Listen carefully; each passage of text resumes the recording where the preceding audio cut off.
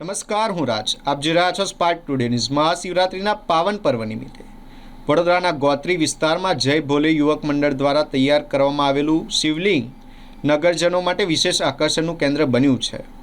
જય ભોલે યુવક મંડળ છેલ્લા અનેક વર્ષોથી વિવિધ સેવાકીય પ્રવૃત્તિ સાથે સમાજ સેવામાં સક્રિય છે. મહાશિવરાત્રિ પર્વને ધ્યાનમાં રાખી દર વર્ષે બરફનું શિવલિંગ તૈયાર કરવાની પરંપરા યથાવત રાખવામાં આવી છે, જેને જોવા માટે હજારો ભક્તોની ભીડ ઉમટી પડી છે. આ વર્ષે મંડળ દ્વારા સામાજિક જવાબદારી નિભાવતા બ્લડ ડોનેશન કેમ્પનું પણ આયોજન કરવામાં આવ્યું છે, જેમાં 200થી વધુ લોકોએ રક્તદાન કરી ભગવાન શિવના દર્શન કર્યા હતા. રક્તદાતાઓએ શિવજીની પ્રતિમા આપી પ્રોત્સાહિત કરવામાં આવ્યા. સાથે સાથે ભક્તો માટે પ્રસાદીનું પણ આયોજન કરવામાં આવ્યું હતું. આજે મહાશિવરાત્રિના પર્વે લઈને અમે ગોત્રી વિસ્તારમાં જય ભોલે યુવક મંડળ દ્વારા અને જય ભોલે સેવા ચેરિટેબલ ટ્રસ્ટ એના દ્વારા અમે દર વર્ષની જેમ બરફનું શિવલિંગ બનાવીએ છીએ અને એ લોકો વચ્ચે આકર્ષિતનું કેન્દ્ર બની રહે છે.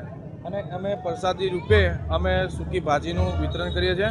અને આજે ચેરિટેબલ ટ્રસ્ટ દ્વારા અમારું પહેલું ટ્રસ્ટ દ્વારા અમે એક આયોજન રાખ્યું હતું બ્લડ કેમ્પનું.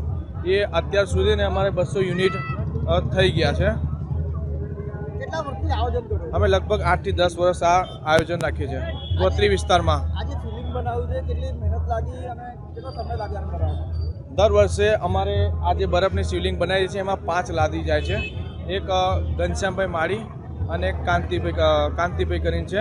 એ બંને જણ થઈને સવારે 5 વાગ્યાથી લગભગ બનાવે છે અને 4 થી 5 કલાકનો ટાઈમ અંદર જાય છે શિવલિંગમાં બનાવવામાં.